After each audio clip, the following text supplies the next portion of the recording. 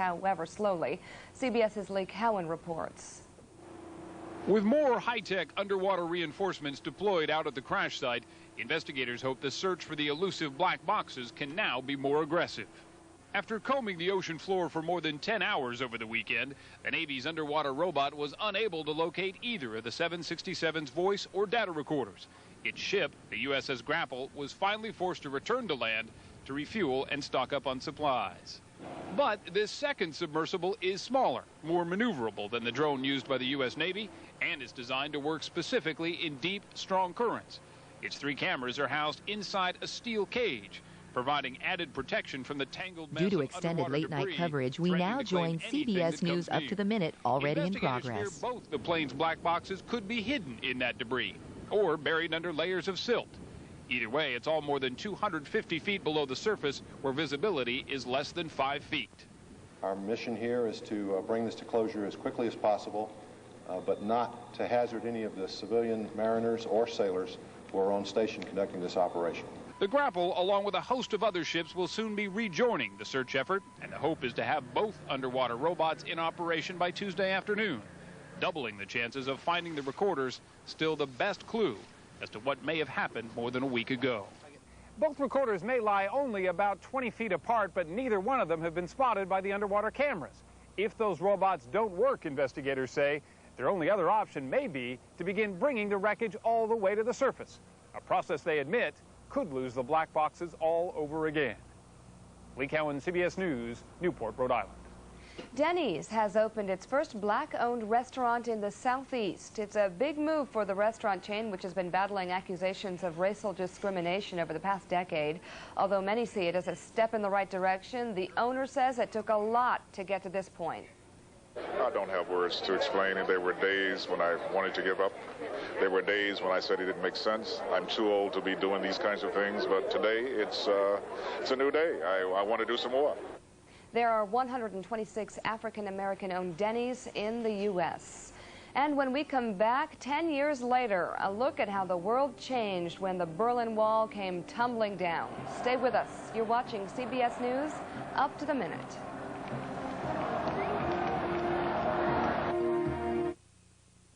Welcome back. Here are your top stories this morning. Searchers are using a new underwater robot with a 7-jointed arm to try and recover the black boxes from Egypt Air Flight 990. Starting today, the nation's #2 HMO, United Health Group, will allow doctors, not administrators, to decide what medical treatment a patient needs. And President Clinton fielded questions from health care reform to whether he'd like to serve a 3rd term before a virtual audience during his first Internet town meeting last night. 10 years ago today, the first chunks came out of the Berlin Wall and communism began to fall in Europe. Yesterday at Georgetown University, President Clinton honored the spirit of the Germans who brought about the historic event.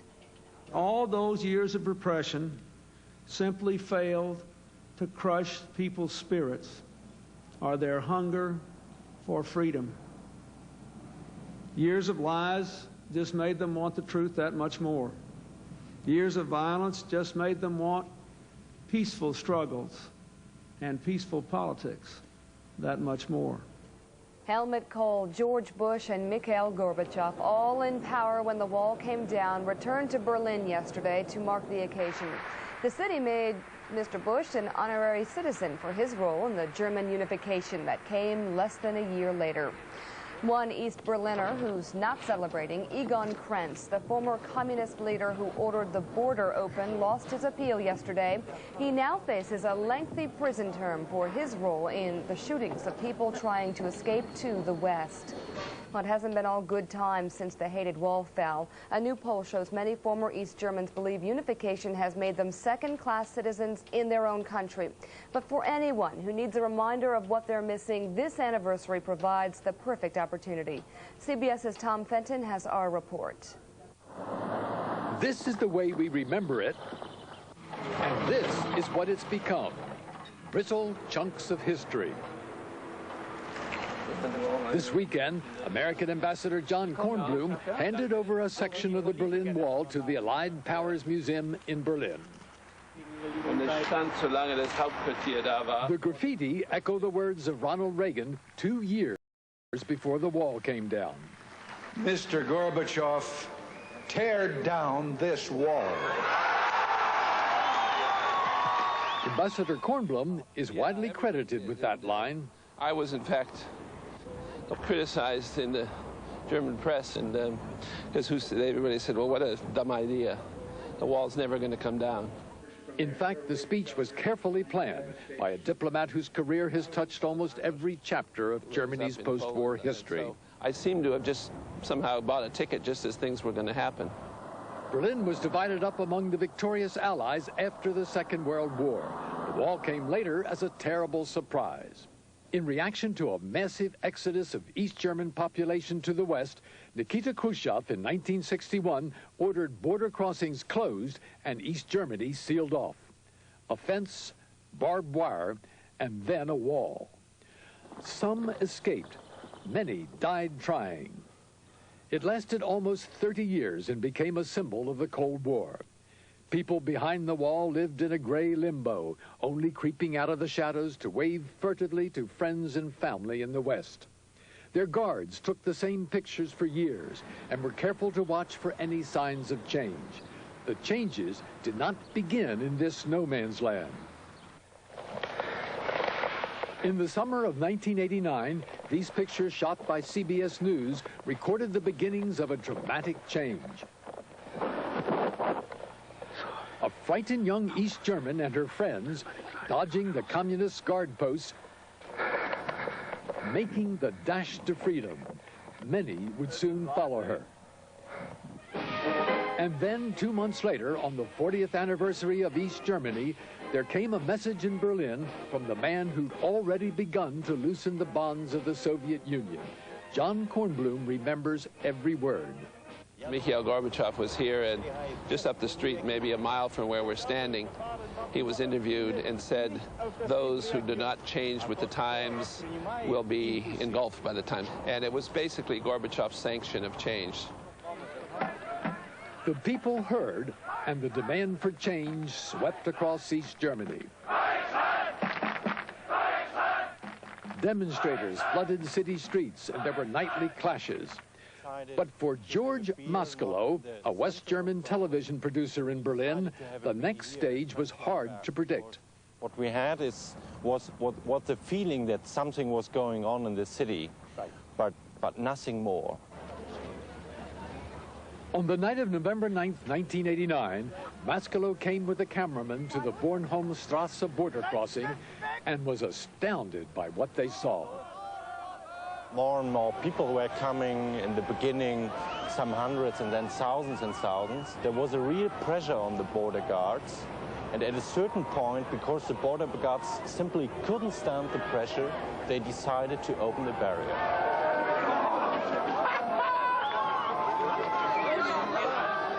The sudden rush of freedom was made so much sweeter by the surprise of it all. Gone was the fear of East Bloc authority that had kept the people captive for so long. But many here in the East who had fought the system just couldn't believe it was happening.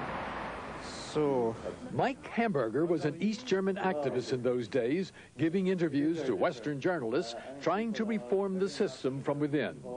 He was as shocked as anyone when told that the wall was open. There were huge queues and masses of people, and they were saying, well, you have to show your passports. And then some of these guards said, if you go across, you won't be allowed to come back. So his wife and daughter went over without him. They were exhilarated at the things they'd seen. They'd drunken champagne with quite unknown people, and they danced on the streets. So it was really a great moment for them. As a West German at the time, what did it mean to you? The end of the Second World War, the real end of the Second World War. Now, the scars left by the wall, by the war, can finally heal. But 10 years later, there are new wounds to contend with. There's still plenty of East Germans with doubts about the future who are easily offended by Westerners who dismiss the years under communism as being just about dictatorship, secret police, and repression.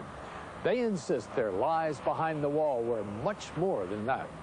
This is where people spent 40 years of their lives. This is where they grew up, where they went to school, where they had their first kiss, their first love affairs, their children. I mean, this is all part of life. In the elegance and wealth of the new Germany, many East Berliners like Mike Hamburger do not feel at home and resent second-class status. West Germany is running everything. West German people are running. I mean, it is a bit like the masters and the servants. The West Germans are deciding everything. They're taking all the important decisions. They have the money. They may have the money, but they also share the crippling burden of history. Once the overpowering capital of Hitler's Third Reich, Berlin was where the war in Europe ended, and its divided ruins became the symbol of the Cold War standoff with communism. Today, they're crushing the past to make the materials for Berlin's future. Germans of George Mascolo's generation have studied and lived its history, and that makes them both suspicious and hopeful for the future. People in the East and the West they have a total different developing during this 40 years, so it will take at least another 1 or 2 generations really to reunificate the country. Welcome back. On this morning's CBS Health Watch, what may be a new and better way to detect heart disease and even treat it before it's too late. It involves a new high-tech thermometer and an unusual theory about the very nature of heart disease. CBS's Elizabeth Caledon reports. 64-year-old Victor Hade has done everything right. He quit smoking, controls his cholesterol, and eats sensibly. But after 5 angioplasties and bypass surgery, he is still plagued by heart disease. Victor represents a big mystery to cardiologists like David Vorsheimer. Fast heartbeats, do you feel those anymore? Who are taking a fresh look at the underlying causes of heart disease and believe the real culprit in causing heart attacks may be inflammation in the arteries. As it does in any infection, the body uses inflammation to attack disease. In the case of arteries, it forms around the blockages called plaques, often caused by high cholesterol and smoking.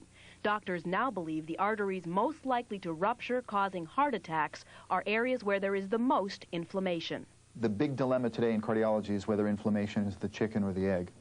In other words, is the inflammation a separate risk factor in addition to the other ones, or is inflammation the way the other risk factors channel their damaging effects onto the artery walls? The other dilemma is how to find inflamed arteries before they cause trouble. Cardiologists in Texas believe they've figured that out. We had this simple idea that an inflamed area would be hot. In the same way that infection often leads to fever, Dr. Ward Cassels and Dr. James Willerson followed a hunch and found that inflamed arteries were, in fact, 1 to 4 degrees warmer than healthy arteries. We reason that the detection of this temperature difference will allow us to predict the arteries at risk to rupture, leading to heart attacks and strokes. It may sound like a simple notion, but actually taking the temperature of arteries has never been done before and is not so simple. To do it, researchers here at the Texas Heart Institute have developed 2 devices, prototypes, which they hope can one day be used in people. One is a catheter which can be wired into the artery and expanded to measure temperature. The other uses infrared technology to potentially give doctors a look at what's hot and what's not. We really have not had any other way to detect the vulnerable plaque with certainty. Using catheters to pinpoint risky arteries is still years away, but doctors believe inflammation holds the key to tackling what remains the nation's #1 killer. Elizabeth Caledon, CBS News, New York. For more information, you can log on to cbs.healthwatch.com on the internet. And here is news that'll get your blood pumping if you're a parent awaiting the latest of the Pokemon cards for your children. Well, your ship, or rather your plane, has come in. A jumbo jet carrying special edition Pokemon cards landed in New York yesterday. There it is. Guards escorted the precious cargo into armored cars for the journey to stores. All the hype is in advance of a Pokemon movie. To get the new cards, you have to buy a ticket or spend some Pokemoney at a Warner Brothers store.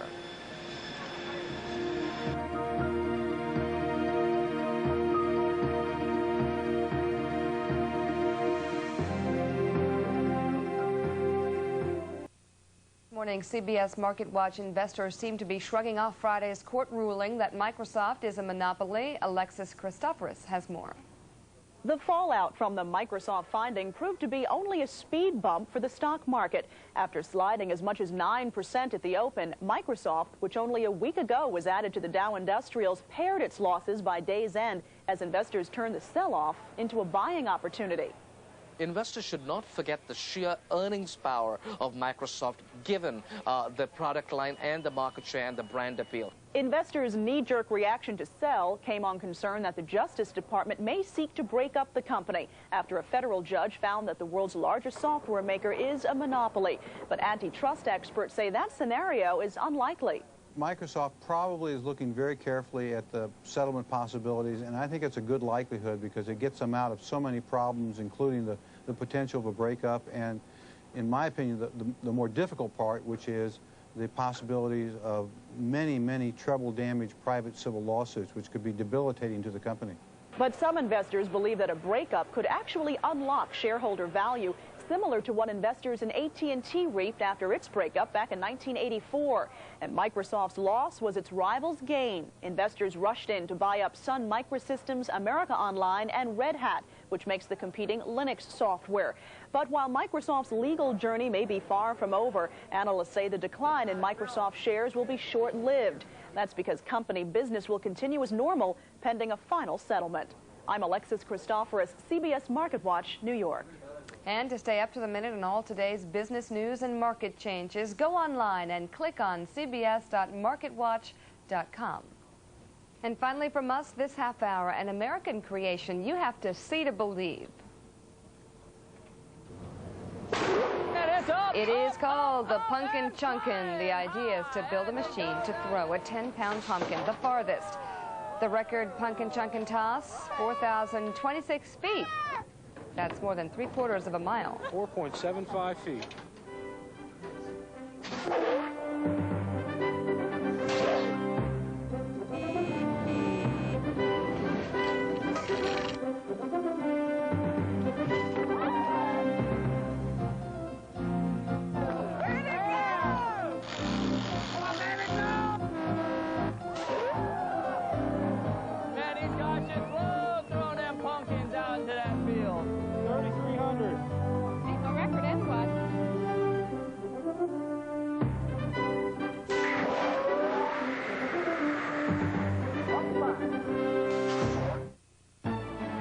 Experience you can trust.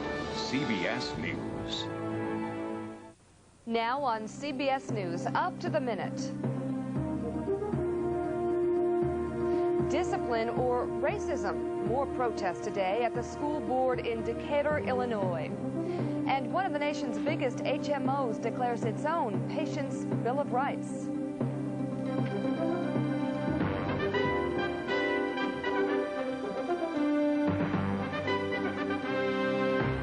Good morning. This is Up to the Minute. I'm Mika Brzezinski. Another civil rights march is planned for later today in Decatur, Illinois. The school board voted to allow 7 expelled black students to return to class, but at an alternative school for troubled teens. That is not good enough for the Reverend Jesse Jackson, who plans to show up with the kids at their high school.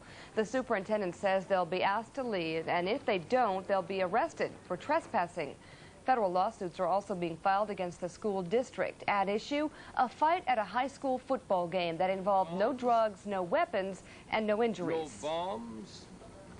CBS's Cynthia Bowers joins us from Illinois with the latest. Good morning, Cynthia. Fill us in. Good morning, Mika. After meeting for 3 hours last night, the school board emerged and announced that they had come to a resolution of sorts. The 7 expelled students, minus 1 now who has already moved from the district, have been offered the chance to go to an alternative school and finish out the school year. This would enable some of the kids who are seniors to go ahead and graduate if they can go ahead and accumulate the credits needed.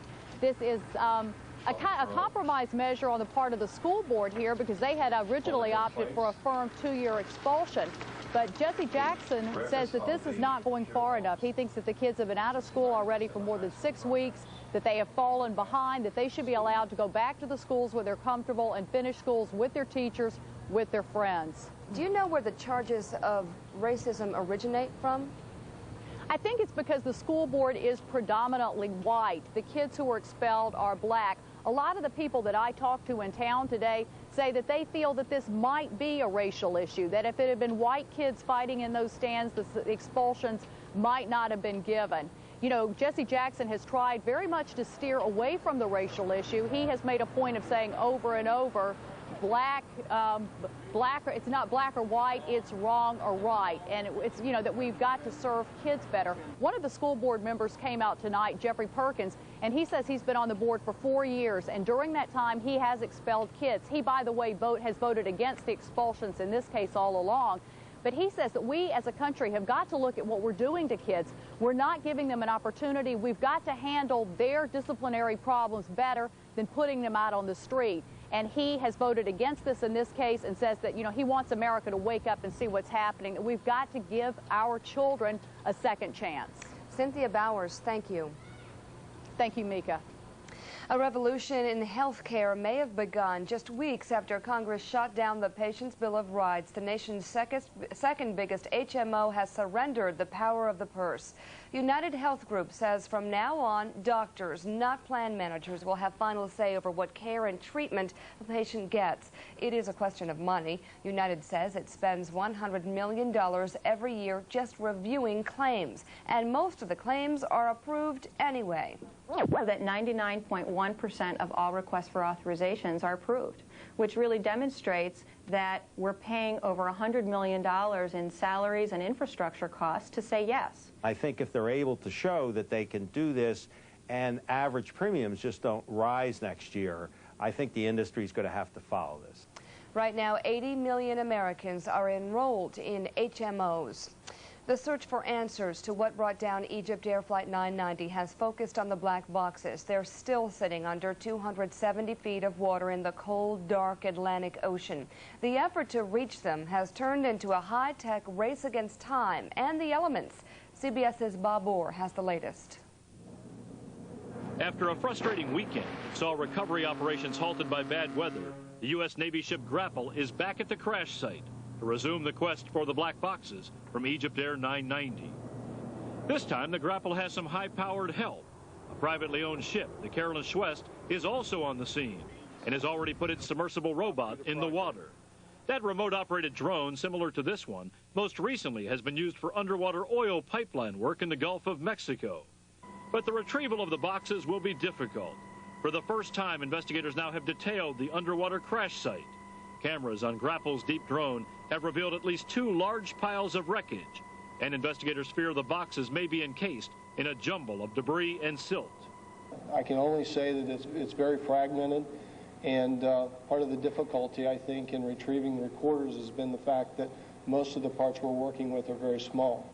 The flight recorders are critical because the small bits of wreckage recovered so far have provided few clues. The NTSB has found no obvious sign of an airplane failure, and the FBI to this point has come up dry as well.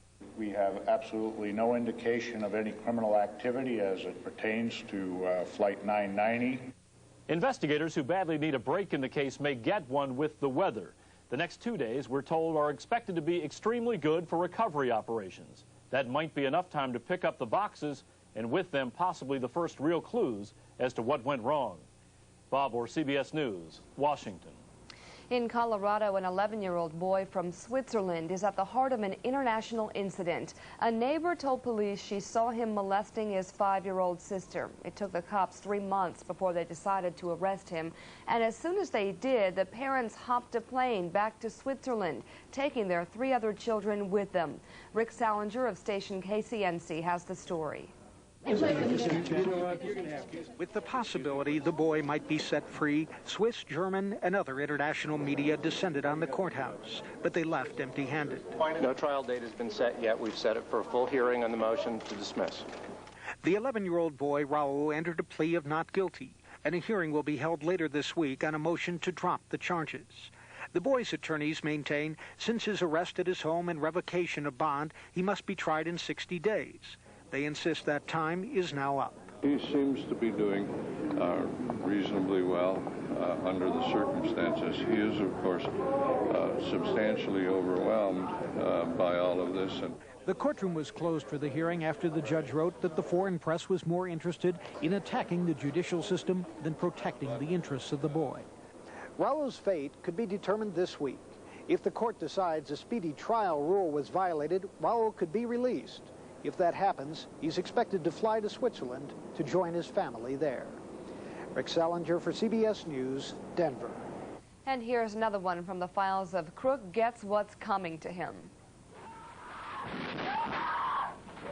In Spartanburg, South Carolina, a security camera caught an unarmed stick-up man terrorizing a store clerk. She tries to run, but he grabs her and drags her back behind the counter. That's when a couple of customers fired away. Leave her alone! Get back! I'll steal you back! Get back! Get back! The guy gets away with a carton of cigarettes, couple of bucks, but he got a pretty good beating in the process. He's still on the loose, and up to the minute, we'll be right back. President Clinton is the first to admit he's not exactly computer savvy, but when it comes to holding a town meeting, not even the internet can hold him back. The president took his roadshow to a virtual audience last night. CBS's Mark Knoller was watching and listening in cyberspace. As the webcast began, several minutes later than promised, the president called it exciting and historic. It's like FDR's fireside chats and President Kennedy's live press conferences on television. This first presidential town hall meeting on the internet taps the most modern technology for old-fashioned communication between the American people and their president. It may have been modern technology, but it didn't always work as advertised. There were a number of glitches as moderator Al Fromm of the Democratic Leadership Council, which sponsored the event, tried to call in others taking part. Mayor Cunningham, can you hear me? We lose him? This is a new technology. So they tried to go to another mayor, and that didn't work either. It takes a long time for this to travel across country. Mayor Gonzalez? When it finally worked, the president seemed delighted. We shouldn't let him look at the monitor. This is great. But it was slow going. Just 23 members of the virtual town hall audience had their questions put to the president. Most of them were softballs and sounded like the White House staff had logged on. Many of the questions gave the president a chance to deliver some of his standard pitches, but a few provided comic relief. Cynthia in Arizona wanted to know what ordinary folks should do to prepare for Y2K. We've had so many jokes about that, about taking our pickups and our to Arizona and all. The answer is no.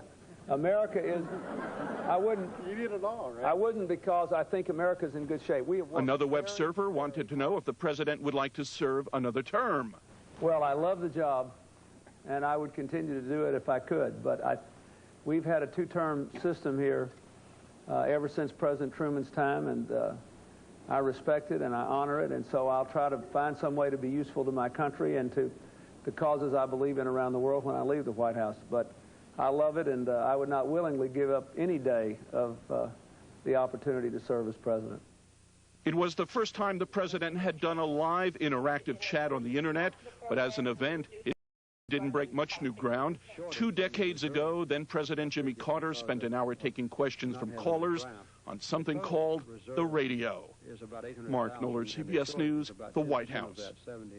White House officials yesterday unveiled a $40 million Y2K Problem Operations Center, just in case. With 53 days left until the year 2000, some predict a cascade of computer crashes and chaos. Is there really a ticking Y2K time bomb? 60 Minutes correspondent Steve Croft is on the case on the countdown to 2000. If you ask the question, where will the Y2K computer bug do serious damage, the answer is no one really knows. But everyone agrees on one thing: all is not Y2K ready in the world. There's the unknown, and there are regions that are simply well behind, apparently not giving it enough attention. John Pasqua, AT&T's vice president for Y2K, believes the $650 million the telecommunications giant has spent means that the phones will work at home. He's not so sure about some of the rest of the world. There's still some reluctance on the part of some of these international countries to share their status information with the rest of the world, and that's why we're putting them in the high-risk category. Places people are worried about? Oil-producing Indonesia, where phones failing or the electricity going out would mean energy shortages. Russia, where Y2K-related airport problems could back up air traffic in Europe for weeks. In Asia, where problems in manufacturing electronic parts and automotive components could ripple through the U.S. economy. There's so many links in our global supply chains that all it takes is a few weak links to cause problems. For several years now, Ed Yardeni, Deutsche Bank's chief economist, has been predicting that Y2K failures equal a 70% chance of a worldwide recession. As an economist, I am not predicting doomsday. I am not predicting anything that we need to particularly panic about. What I am predicting is a recession. When you say it's not a doomsday scenario, I mean, in this economic climate, when somebody says recession. Yeah. I just think it's naively optimistic to believe that all these systems are going to function just fine and there are going to be no problems. 2, 1, 0. The assumption is that wealthy countries like the United States or Great Britain are ready. But that's only an assumption. No one really knows what countries have fixed which problems. And the little information that is available is all self-reported, which means it's almost always reassuring and positive, and no one is checking its reliability. We have found from our work that there will be failures at every economic level in every region of the world. At the State Department, Inspector General Jacqueline Williams-Bridger says there are more than 80 countries with moderate to high risks of Y2K problems in telecommunications, power generation, and transportation. Now, they may not be disastrous events, but there will be pockets of failures. We have links to all the various countries. At the World Bank-funded International Y2K Cooperation Center in Washington, Director Bruce McConnell worries about networks of computers that may fail gradually, not all at once. My worldwide assessment is that not very much will happen on the 1st of January or the 2nd of January, that it will be somewhat of a non-event, and that after that we will start to see failures in business systems which will come about over days and weeks. The bottom line is you don't really know how this is going to turn out, do you? Absolutely not. And back at AT&T, they know that Y2K won't be a one-night stand. SWAT teams will be on call from December 31st on into the first weeks of January. With Y2K, it's one of those unique opportunities where you're not done until you run out of time. With billions already spent on the computer bug, this New Year's Eve, U.S. companies admit they'll be waiting to see what in the world will go wrong and where. Steve Croft, CBS News, on the countdown to 2000. A lasting Middle East peace is a step closer to reality. Palestinian and Israeli negotiators said yesterday they're on track to unveil a blueprint for a final status agreement by February. The two sides shook hands, exchanged smiles, and talked for more than an hour yesterday. They remain far apart on some critical issues, though, including the future of Jewish settlements and the status of Jerusalem. What Europe and the U.S. couldn't do to stop the Russian advance into Chechnya is apparently being done by Mother Nature. Local TV reports from the area show snow and say the turn in the weather is slowing the Russian Air Force. Before the snow, Chechen officials said missile attacks killed at least 9 civilians and wounded 50 yesterday. The U.S. State Department said Russia is, quote, not in keeping with the Geneva Convention by inflicting casualties on civilians. Fugitive Saudi financier Osama bin Laden is reportedly supporting the Islamic rebels in Chechnya. According to CBS News national security correspondent David Martin, U.S. intelligence believes bin Laden is financing between 100 and 500 mercenaries from the Middle East and Balkans in the Chechens' war against Russia.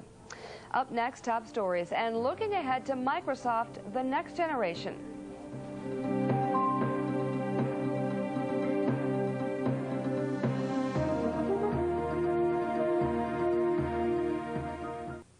It's 20 past the hour. Your top stories this morning, starting today. The nation's #2 HMO, United Health Group, will allow doctors, not administrators, to decide what medical treatment a patient needs. Searchers are using a new underwater robot with a 7-jointed arm to try to recover the black boxes from Egypt Air Flight 990.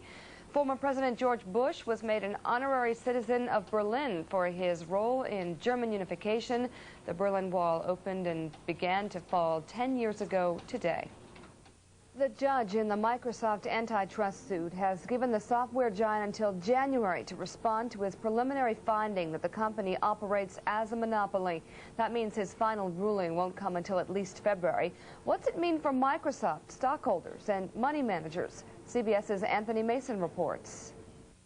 Page 514. Even before the opening bell, Microsoft was taking a beating. The stock plunged $11 in early overseas trading. I think it's an understandable reaction to sell first and ask questions later, and that's what we had. It was the first reaction to Judge Jackson's blistering opinion that Microsoft has used its 90% monopoly on computer operating systems to quash innovation, stifle its competition, and harm consumers. But the price of America's most widely held technology stocks quickly recovered after analysts like J.P. Morgan's Bill Epifanio urged investors to buy. I think you're looking at Microsoft as a company that has very, very strong fundamentals that have remained undamaged as a result of this trial. Even the company's worst-case scenario, a court-ordered breakup, some analysts believe could actually benefit investors. Much like we saw at the AT&T divestiture. It's been 15 years since we marked the passing of the Bell system, when 7 baby Bells were spun off from Ma Bell, AT&T. Shareholders got a piece of each and a healthy profit. So, says analyst Burj Ivasian, don't worry about Microsoft. No, in fact, I would hold on to it with the likelihood that you're likely to see Microsoft broken up into 2 companies and you'd own shares in both. Incidentally, a $60 share of AT&T from 1984 is worth $560 today. Now, Microsoft ended Monday down just $1 and change. But in a sign of how edgy investors were, 120 million shares of Microsoft stock changed hands. Anthony Mason, CBS News, New York. All right, so now here's your forecast. Clear, warm, and sunny in much of the country. There will be some rain in the Pacific Northwest with snow in the higher elevations. And in parts of Florida, you'll see scattered thunderstorms. High temps today, 40s and 50s in the Northwest and New England, 60s in California, the Northern Plains and Northeast, 70s in the Central and Southern Plains and in most of the East, 80s in the usual hot spots. In sports, a costly Monday Night Football appearance for Minnesota for the Dallas Cowboys. Emmitt Smith was off on his longest run since 1992, 63 yards, but he may have hurt his right hand while grabbing a face mask on the way to a TD.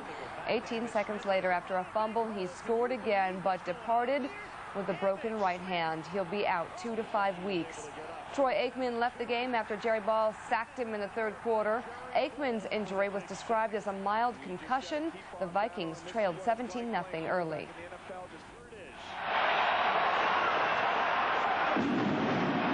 Oops, but even the premature fireworks didn't prevent Chris Carter from catching Jeff George's pass.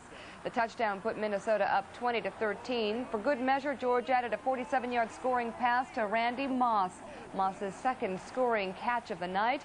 Minnesota won 27-17, improving to 5-4. Dallas is 4-4. Michael Jordan got to see quite an NBA show in New York. The Knicks trailed Milwaukee by 10 in the fourth quarter, but Latrell Sprewell's three-pointer forced in overtime. He had 21 and Marcus Camby had 23, and the Knicks handed the Bucks their first loss, 111-101. New York's Young America cracked and nearly sank in the ocean off Auckland, New Zealand during America's Cup preliminaries to determine a challenger. The crew retrieved as much as it could from the $4 million boat, which cracked just behind the mast in 5-foot seas. An Australian boat is the only one to sink during an America's Cup race 4 years ago off San Diego. Because politics in England is considered something of a blood sport, but it was with a certain amount of glee over the weekend that the Brits watched Australian voters retain the Queen of England as their head of state, while they got rid of some of their own archaic ways of lawmaking. Simon Bates of BBC Radio has some thoughts on politics as we enter the 21st century in this morning's comment from London. Here in Britain, we've just been dealt a double whammy by a bunch of former convicts at that. Because Australia, an island in the South Pacific where we used to send the sweepings from our jails, has just won the Rugby World Cup and taught us a political lesson as well. The Aussies were voting on whether to become a republic, and no doubt you'd have thought that the choice was obvious. Australia, of course, should have an Australian as its head of state. It's currently a ludicrous situation, a Pacific country ruled by a monarch who lives in a big London house 11,000 miles away, because the Queen of England is also the Queen of Australia, an accident of history just waiting to be swept away. And yet, on Friday, 55% of Australians voted against a republic and for keeping the status quo. They didn't do it out of any special love for the Queen. It was simply that they didn't trust what their own politicians were offering, a president appointed by those self-same politicians.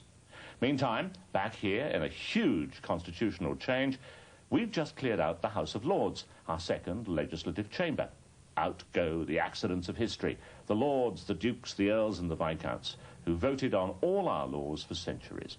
Like the Queen in Australia, their existence made a mockery of British democracy, and thus an end to 800 years of history.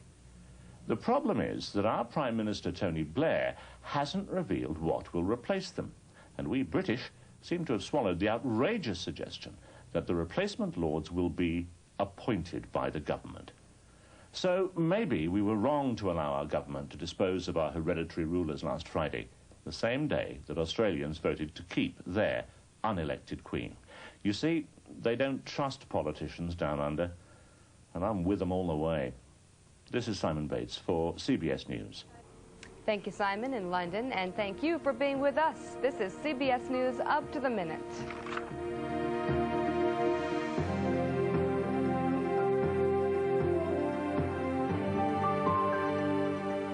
For news 24 hours a day, CBS.com on the Internet and on our interactive partner, America Online, at keyword CBS News.